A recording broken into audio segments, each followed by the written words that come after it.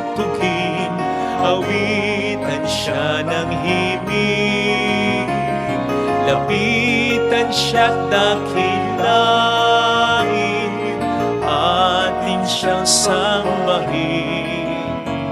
Ang buon dumalaw sa atin, upang tayo'y tubusin, upang tayo'y tubusin.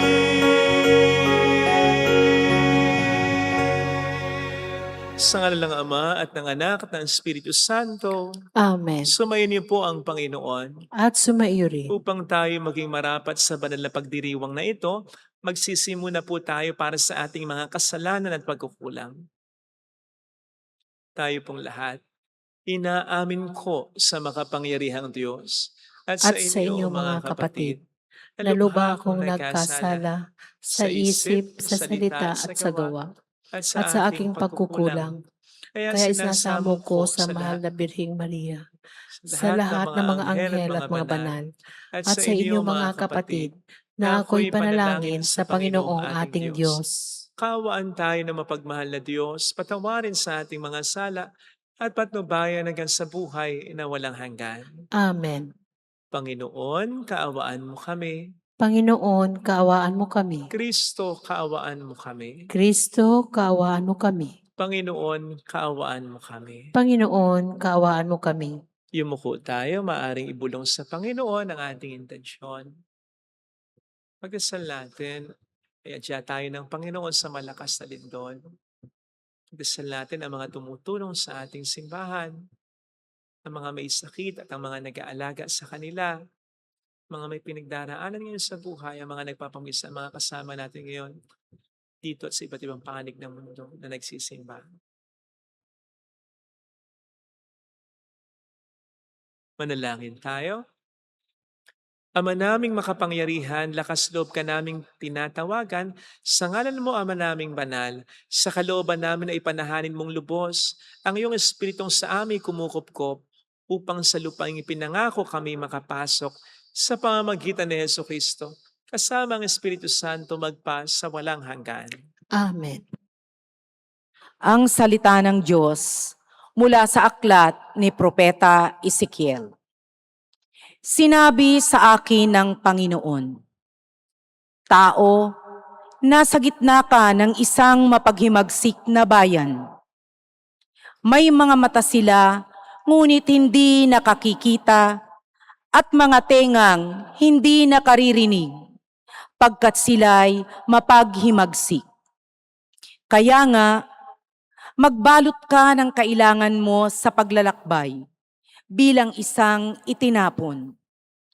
Bago dumating ang gabi, maglalakad ka sa lansangan nang nakikita nila at baka sakaling makaunawa sila sa kabila ng pagiging mapaghimagsik nila. Samantalang maliwanag pa, maghanda ka ng iyong daladalahan nang nakikita nila at kinagabihan ay maglalakad kang parang manlalakbay. Pagkatapos, bumutas ka sa pader at doon ka magdaan. Pasanin mo ang iyong daladalahan at lumakad kang nakikita nila. Magtakip ka ng muka para hindi mo makita ang lupain pag-alis mo, pagkat ikaw ang gagawin kong pinakababala sa mga Israelita. At ginawa ko ang lahat ayon sa utos sa akin. Nang araw na iyon, naghanda ako ng aking madadala bilang isang takas. Kinagabihan, bumutas ako sa pader at nagpatuloy sa paglalakbay na nakikita nila habang pasan ko ang aking mga daladalahan. Kinaumagahan, sinabi sa akin ng Panginoon, "Tao, hindi ba't itinanong sa iyo ng mapaghimagsik na mga Israelitang yaon kung ano ang inyong ginagawa? Sabihin mo sa kanila na ipinasasabi ko.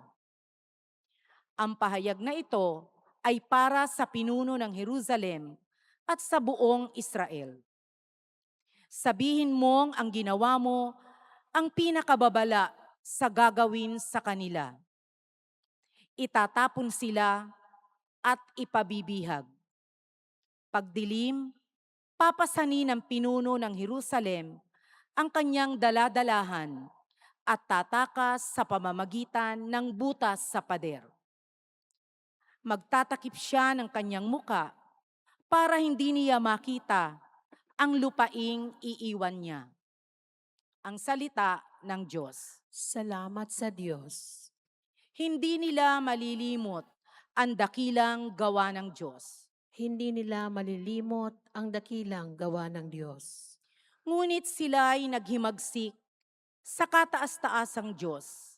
Hindi nila iginalang ang kanyang mga utos. Katulad ng nuno nila, sila'y kusang tumalikod. Nagtaksil na wari pa ng lumipad ng walang taros. Hindi nila malilimot ang dakilang gawa ng Diyos. Nanibugho itong Diyos, sa kanila ay nagalit. Nang makita ang dambana ng larawang iniukit, sumama ang loob niya noong ito ay mamasid. Itinakwil ang Israel sa tindi ng kanyang galit. Hindi nila malilimot ang dakilang gawa ng Diyos. Sa gisag ng kanyang lakas, ang kaba ng kanyang tipan.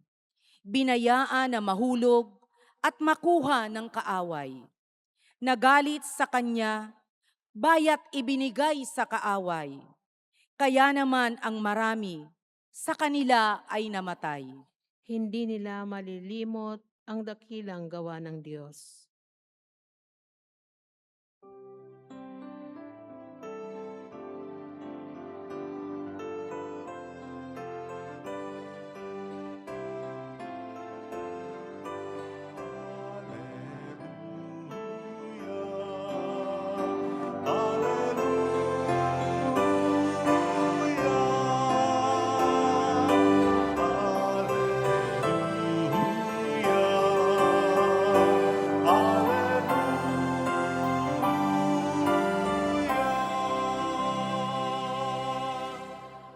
Sumainyo ang Panginoon. At sumaiyo rin. Ang mabuting balita ng Panginoon ayon kay San Mateo. Papuri sa iyo, Panginoon. Noong panahong yon, lumapit si Pedro at nagtanong kay Jesus, Panginoon, makailan pong patatawarin ng aking kapatid na paulit-ulit nagkakasala sa akin? Makapito po ba?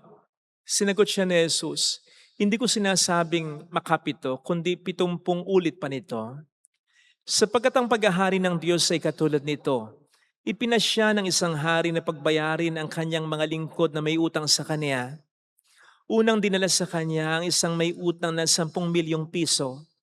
Dahil siya'y walang ibayad, iniutos ng hari na ipagbili siya ang kanyang asawa, mga anak at lahat ng ari-arian upang makabayad. Nanikluhod ang taong ito sa harapan ng hari at nagmakaawa. Bigyan pa niyo ako ng panahon at babayaran ko sa inyo ang lahat. Naawa sa kanya ang hari, kaya pinatawad ang kanyang mga utang at pinayaon siya. Ngunit pagkaalis niya roon, ay nakatagpo niya ang isa sa kanyang kapwa lingkod na may utang na 500 piso sa kanya. Sinunggaban niya ito at sinakal sabay wika, magbayad ka ng utang mo. Naglumuhod iyon at nagmakaawa sa kanya. Bigyan mo pa ako ng panahon at babayaran kita. Ngunit hindi siya pumayag. Sa halip ipinabilanggo niya ang kanyang kapwa lingkod hanggang ito'y makabayan.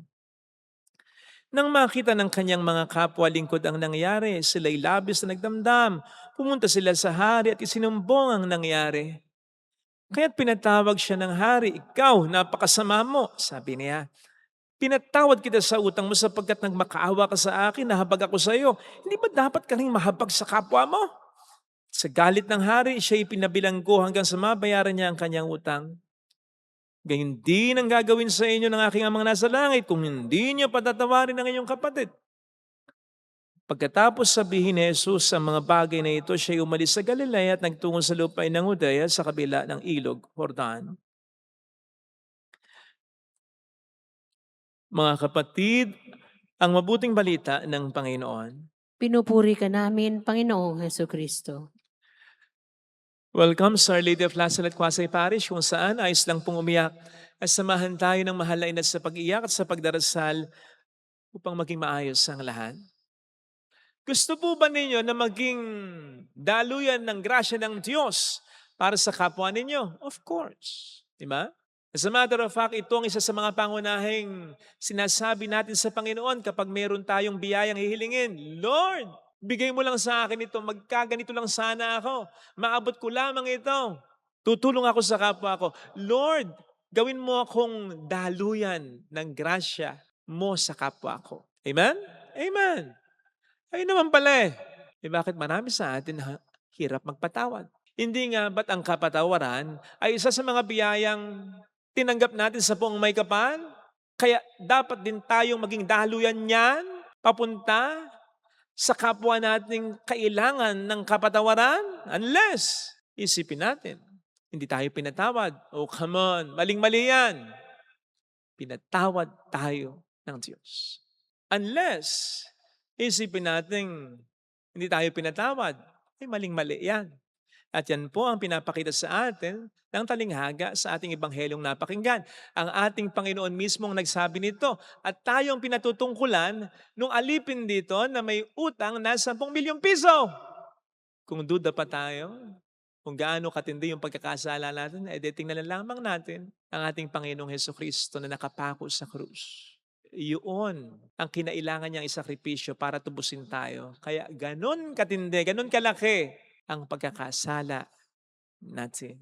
Hindi kaya dapat magpatawad din tayo ng kasalanan ng kapwa natin?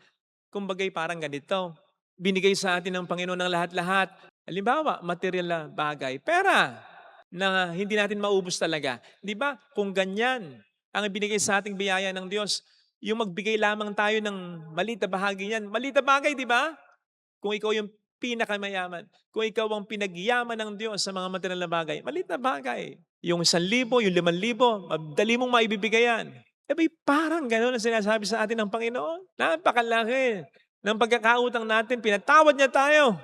Sa napakalaking pagkakautang na pinatawad tayo, hindi ba dapat maliit na bagay lamang ang maging pagkapatawad natin sa kapwa natin? Yun ang sinasabi sa atin ng Panginoon sa Ebanghelyo na dapat ay magsingin sa atin upang maging madali kahit paano para sa atin o maging maluwag man lamang sa kalooban natin kahit paano, kahit pa nasasaktan tayo, kahit pa hinahirapan tayo, ang pagpapatawad ng kapwa natin. Sapagkat pinatawad din tayo ng malaki ng Panginoon natin. Ang problema ay hindi talaga natin na-appreciate o naunawaan kung gaano katindi ang kapatawaran na ibinigay sa atin ng Panginoon. Kasi nga, hindi natin inuunawa kung gaano katindi ang ating pagkakasala. Aminin man natin na makasalanan tayo, aminin po natin. May mga pang-minimize tayo ng kasalanan ito. Halimbawa, yung mga expression natin na minsan ko lang naman ginawa, lahat naman gumagawa na yan. Hindi naman malaki yung kasalanan ginawa ko. Napilitan lang naman ako. Natukso lang naman ako. Di ba?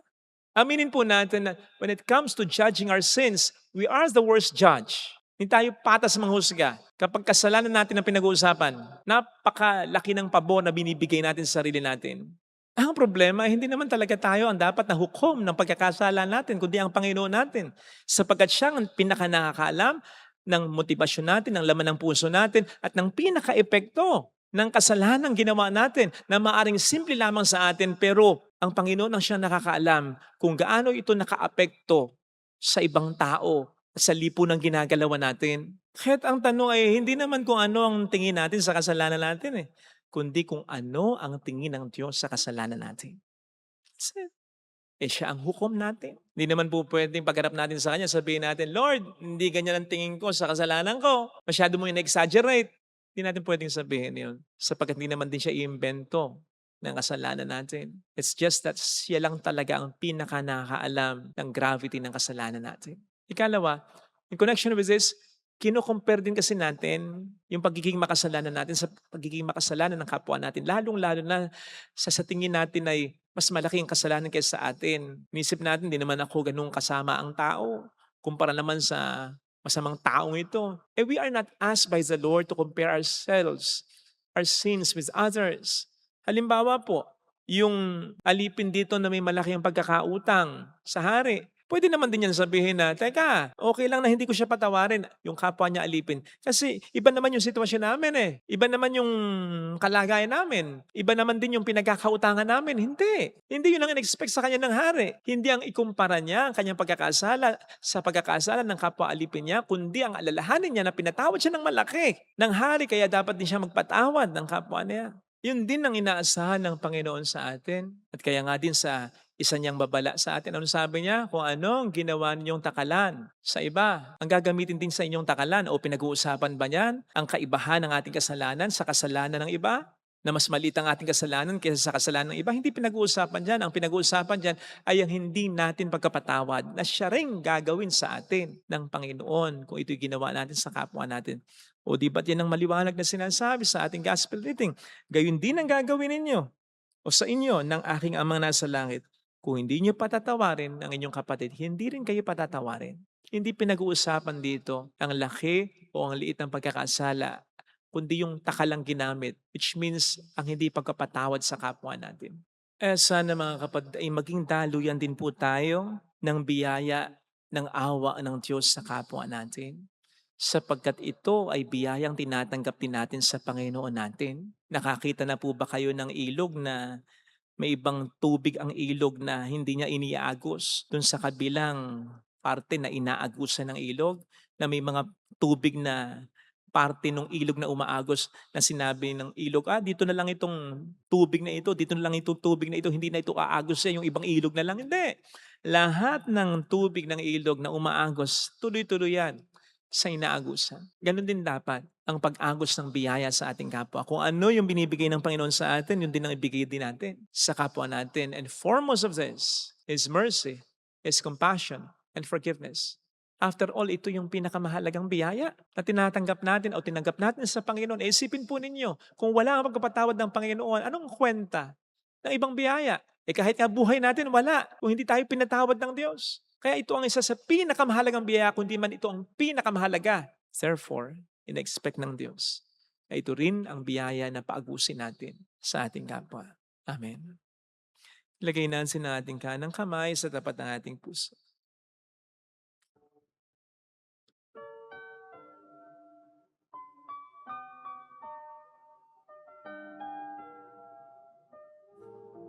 Alam kong may magagawa ang Diyos. Alam kong may magagawa ang Diyos. Alam kong may magagawa ang Diyos. Walang imposible sa Kanya. Kung ako'y magtatapat, sa Kanya'y maglilingkod, alam kong may magagawa ang Diyos.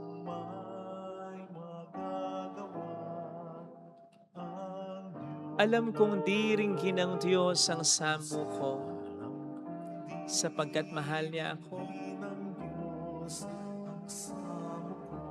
Alam kong di ringgin ng Diyos ang samo ko,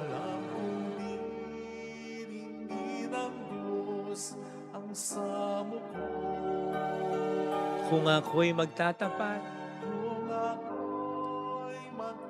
sa Kaniya'y maglilingkod, alam kong di ringgin ng Diyos ang samo ko. Pumikit tayo, Panginoon, napakatindi ng kasalanan ko na pinatawad mo. Ang pinakapatunay nito ay ang pagbibigay mo ng iyong napakahalagang buhay para sa akin sa krus ng Kalbaryo. Sana, Panginoon, tulungan mo ko, bigyan mo ko ng inspirasyon na sa tuwing tititigan kita sa krus ay makita ko at mag-sink in sa akin lalo kung gaano mo ko pinatawad.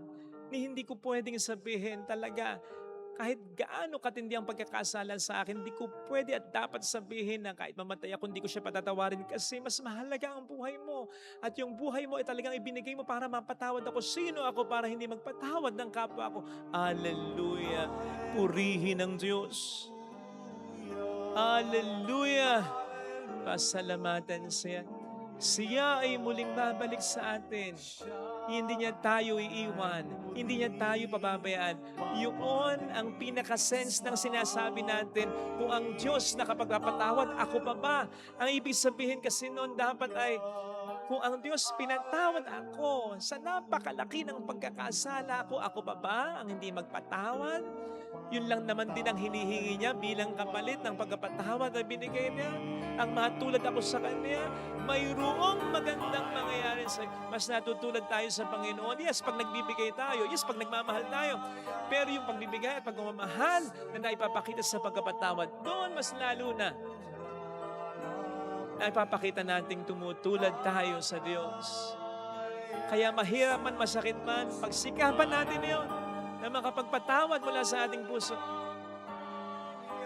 Hindi pa aabuso, hindi hayaan nilang nagkakasala, pero aalisin ang galit sa kalooban. Hindi man mabilisan, basta kahit unti-unti lang, 70 ulit, araw-araw. Amen. Papuri sa Ama at sa Anak sa Espiritu Santo. Kapara ng sa unang-una, ngayon, magpakailanman at magpasawalang hanggan. Amen. Pag-aalay.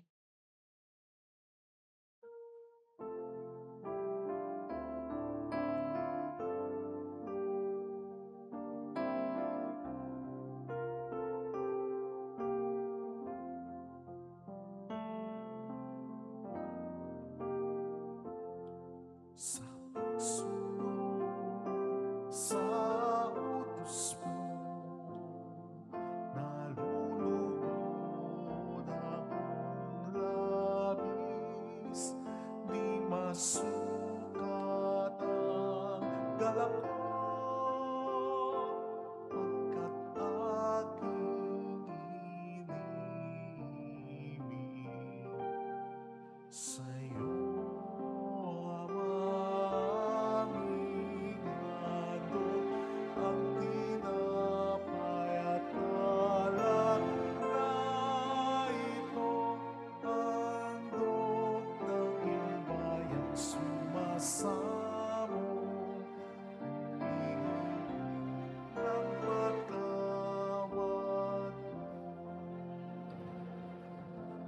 Manalangin tayo, pang ating handog ay maging kalugod-lugod sa Diyos Amang makapangyarihan. Tanggapin nawa ng Panginoon itong paghahain sa iyong mga kamay, sa kapurihan niya at karangalan, sa ating kapakinabangan at sa buong sambayanan niyang banal. Ama naming lumikha, kalugdan mo ang mga alay ng iyong bayan. Ang ipinagmagandang loob mong ibigay sa amin upang maihain, ang siya nawang gumanap ng iyong ginagawa upang kami tubusin. Sa pamamagitan ni Heso Kristo, kasama ng Espiritu Santo, magpasa walang hanggan. Amen. Sumainyo po ang Panginoon. At sumaiyo rin. Itaas sa Diyos ang inyong puso at diwa. Itinaas na namin sa Panginoon. Pasalamatan ng ating Panginoong Diyos. Marapat na siya ay pasalamatan. Ama naming makapangyarihan, tunay nga pong marapat na ikaw ay aming pasalamatan. Ikinalugod mong likhain ang sanlibutan na iyong pinagbabago at itinarangal sa pamamagitan ng iyong anak na kinalulugdan. Kaya't utang na loob ng iyong mga itinatangi at ng mga banal na kapiling mong lagi ang iyong pagkiliw at pagkakandili. Kaya kaisa ng mga anghel na nagsiawit ng papuri sa iyo ng walang humpay sa kalangitan, kami po ay nagbubunyi sa iyong kadakilaan. Santo, Santo, Santo, Panginoong Diyos ng mga hukbo, napupuno ang langit at lupa ng kadakilaan mo. Hosana sa kaitaasan. Pinagpalang na paririto sa ngalan ng Panginoon. Hosana sa kaitaasan. Ama naming banal, ikaw ang bukal ng tanang kabanalan. Kaya't sa pamamagitan ng iyong Espiritu gawin mong banal ang mga kaloob na ito upang para sa amin ay maging katawan at dugo ng aming Panginoong Heso Kristo. Bago niya pinagtiis ang kusang loob na maging handog, hinawakan niya ang tinapay, pinasalamatan ka niya, pinaghati-hati niya iyon, niabot sa kaniyang mga alagad at sinabi, tanggapin ninyong lahat ito at kanin. Ito ang aking katawan na iahandog para sa inyo.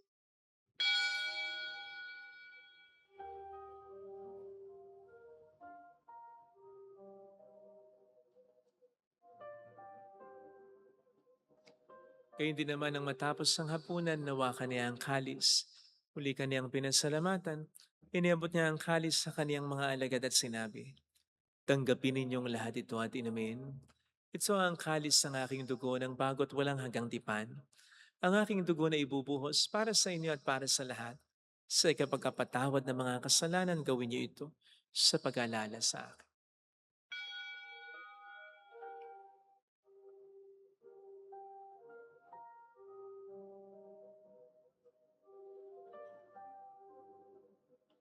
Ang misteryo ng ating pananampalataya, Si Kristo'y namatay, si Kristo'y nabuhay, si Kristo'y babalik sa wakas ng panahon. Ama, ginagawa namin ngayon ang pag-alaala sa pagkamatay at muling pagkabuhay ng iyong anak, kaya inialay namin sa iyong tinapay ng buhay at ang kalis ng kaligtasan. Kami nagpapasalamat dahil kami iyong minarapat na tumayo sa harap mo para maglingkod sa iyo. Sinasamo namin kami na magsasalo sa katawan at dugo ni Kristo ay mabuklod sa pagkakaisa sa pamamagitan ng Espiritu Santo. Ama, lingapin mo ang iyong simbahang laganap sa buong daigdig. Puspusin mo kami sa pag-ibig. Kaisa ni Leon na aming Papa, ni Dennis na aming Obispo at ang Tanang Kaparian. Alalahanin mo ang mga kapatid naming nahimlay nang may pag-asang sila'y muling mabubuhay, lalo na pong aming mga ipagdarasal. Saglit nating ipagdasal ang ating mga kakilalang yumao. Kawaan mo sila at patuloyin sa iyong kaliwanagan. Kawaan mo at paging tapatin kaming lahat na makasalo sa iyong buhay na walang wakas. Kaisa ang mahal na Birhen ng Lasalet, ang ina ng Diyos, San Jose, ang kabiyak ng kanyang puso, lahat ng mga banal na namuhay dito sa daigdig ng kalugod-lugod sa iyo, may pagdiwang nawa namin ang pagupuri sa ikararangal mo sa pamamagitan ng iyong anak na aming Panginoong Heso Kristo. Sa pamagitan ni Kristo, kasama niya at sa Kanya, ang lahat ng parangal, papuri ay sa iyo, Diyos amang makapangyarihan, kasama ng Espiritu Santo, magpasawalang hanggan.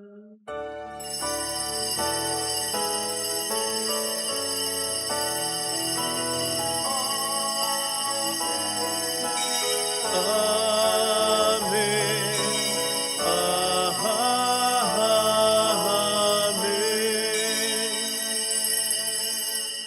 Tumawag tayo sa Ama.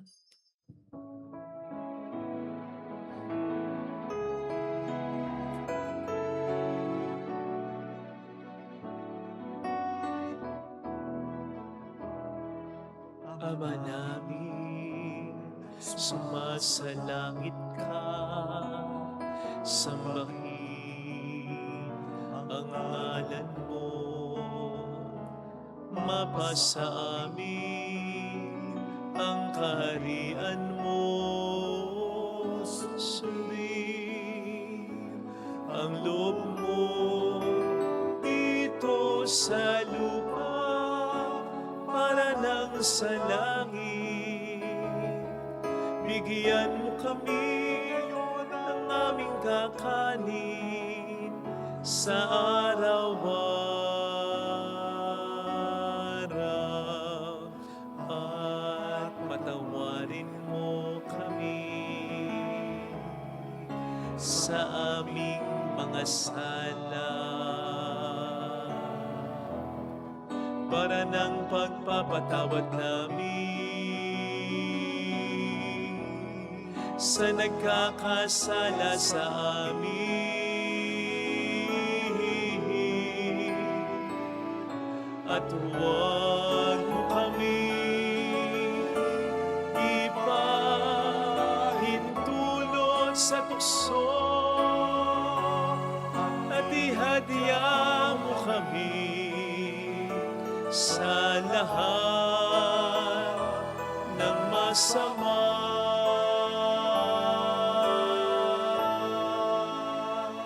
Niling namin kami adya sa lahat ng masama, pagkalooban ng kapayapaan araw-araw, iligtas sa kasalanan, samantalang aming pinaghahandaan ang dakilang araw ng pagpapahayag ng tagapagligtas naming si Heso Kristo. Sapagkat iyo ang kaharian, ang kapangyarihan at ang kapurihan magpakailanman. Amen. Panginoong Heso Kristo, sinabi mo noon, sinasabi mo rin sa amin ngayon, kapayapaan ang iniiwan ko sa inyo, aking kapayapaan ang binibigay ko. Tunghayan mo ang aming pananampalataya, wag ang aming pagkakasala.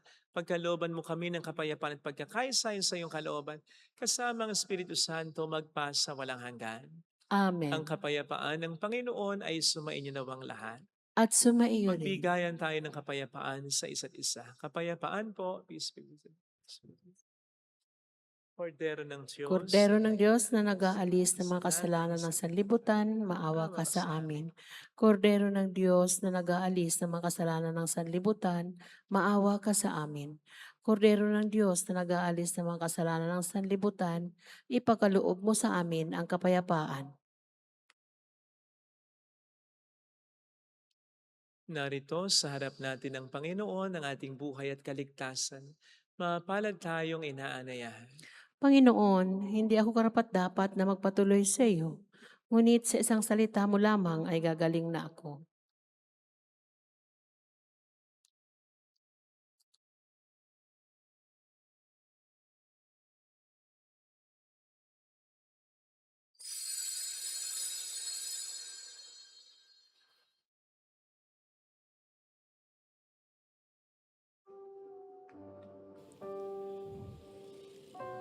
Panalangin para sa espiritual na pakikinabang. Panginoong Hesus, ako ay naniniwala na ikaw ay nasa kabanal-banalang sakramento. Iniibig kita ng higit sa lahat at ninanasa kong tanggapin ka sa aking kaluluwa. Sapagkat sa mga sandaling ito, hindi kita matatanggap sa sakramento. Tumuloy ka sa espiritu sa aking puso. Niyayakap kita na para bang naririto ka na. Inaalay ko ng buong buo ang aking sarili sa iyo. Huwag mong hayaang mawalay ako sa iyo. Amen.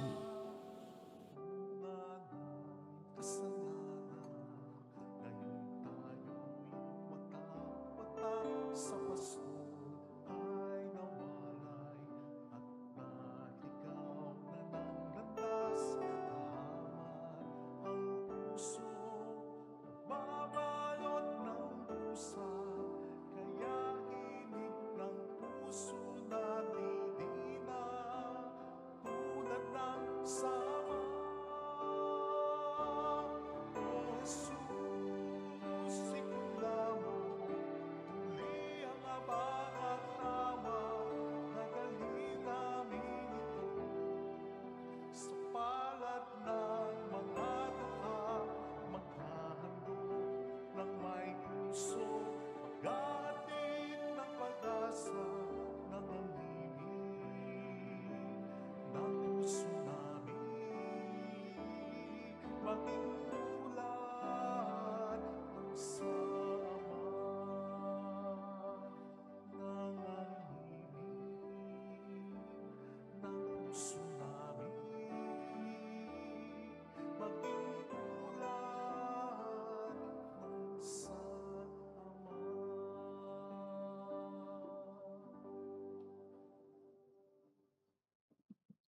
Manalangin tayo.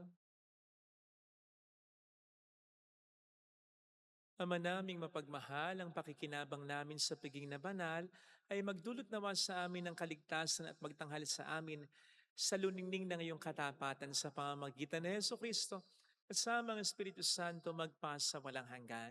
Amen. Holy God, Holy Mighty One, Holy Immortal One. Have mercy on us and on the whole world. Holy God, Holy Mighty One, Holy Immortal One. Have mercy on us and on the whole world. Holy God, Holy Mighty One, Holy Immortal One. Have mercy on us and on the whole world. Jesus, King of Mercy, We trust in you. alalahanin, Alalahanin, O mahal na Birhen ng Lasalet, Ina ng pag-asa, ikaw ang nagpapaalala sa aming magbalik loob sa Ama. Ito ang nagpapatunay ng kagandahang loob mo'y nanatiling busilak. Sa pag-aaruga mo sa amin, tungkulin mo'y tinupad. Sa paanan ni Kristo'y itinuring mo kaming mga tunay mong anak. Kaya ninais mong ni Isay huwag mapahamak. Maging sa iyong walang tigil na pananalangin, pati luhay pumatak. Huwag namang mawalan ng saysay ang iyong paghihirap. Hiling nawa namin sa iyo, o aming inang liyag, na matapos ang pakikibaka namin sa mundong ito, at sa pananatili naming tapat kay Kristo. Sa kapurihan mo'y makibahagi kaming ganap, upang kung nasan ka ngayon ay maparoon din kaming lahat. At ang kaganapan ng kalwalhatian ng Diyos Ama ay tuluyang matupad, siya nawa. Mahal na biren ng lasal at tagapagkasundo ng mga makasalanan, Ipanalangin mong walang patid, kaming mga dumudulog sa iyo. marami pong salamat sa inyong pakikisa sa mga tulong po na binibigay ninyo na nagiging dahilan para marami din po tayong matulungan. Salamat po sa pagmamahal nyo sa ating inang simbahan at salamat po sa tiwala na binibigay nyo po sa amin at sa akin. Thank you po. Sumainyo ang Panginoon. At sumaiyo rin. Pagpalain kayo kasama ng ating pamilya na mapagmahal na Diyos, ng Ama at ng Anak at ng Espiritu Santo. Amen. Kumayo tayo sa kapayapaan ni Kristo. Salamat sa Diyos. Thank you rin po.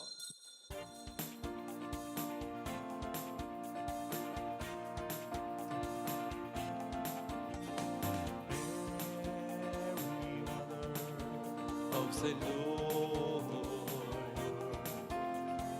hear the prayer we sing to you. Let your tears sip in our minds and hearts as once they fell at La Salette. Tell your people how to live again. Tell your people how to sing again. Tell your people how to dance again. Tell your people how to pray again. Mary, Mother of the Lord, hear the prayer we sing to you. Let your tears sip in our minds and hearts as once they fell at La Salette.